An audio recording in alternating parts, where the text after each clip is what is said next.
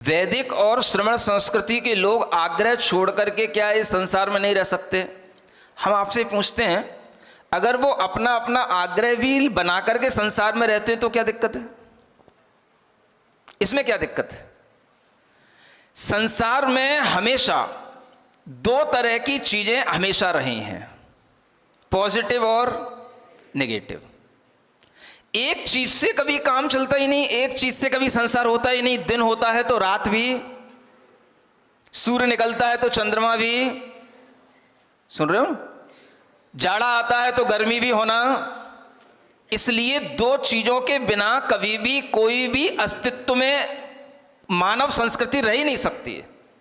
यानी इस मानव को मानव बनाए रखने के लिए दोनों ही संस्कृतियों का होना आवश्यक है, और दोनों ही संस्कृतियां जब साथ साथ चलेंगी तभी ये मानव मानव रह पाएगा।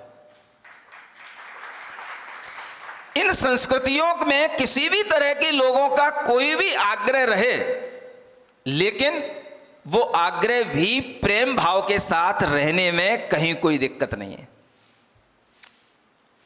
आग्रह तब आपके लिए दुखकर होता है जब कोई आपको अपनी ओर खींच रहा हो, दूसरा आपको अपनी ओर खींच रहा हो। कोई किसी को अपनी ओर ना खींचे, अपना अपना काम करें, अपनी अपनी समझदारी से सब काम करें, तो कोई भी आग्रह किसी के लिए परेशानी का कारण नहीं होता है। फूल होते हैं तो कांटे भी, स्त्री होती है तो पुरुष भी, हर चीज विरोधाभास के साथ ही यहां चलती है। इसलिए ये दोनों संस्कृति एक साथ हैं तभी एक दूसरे की पूरक हैं। एक के अभाव में दूसरे का अस्तित्व नहीं है। न श्रमण संस्कृति का वैदिक संस्कृति के अभाव में अस्तित्व है, और न वैदिक संस्कृति का श्रमण संस्कृति के अभाव में अस्तित्व है। इसलिए जान लेना, ये दोनों संस्कृति जब से चल रही हैं तभी से मानव जीवन है, और ये दोनों संस्कृति जब तक चलती रहेंगी तब तक ही मानव इस धरती पर मानव के रूप में है, नहीं तो दानव हो जाएगा। समझ में आ रहा है? इसलिए आग्रह वाली कोई बात नहीं है।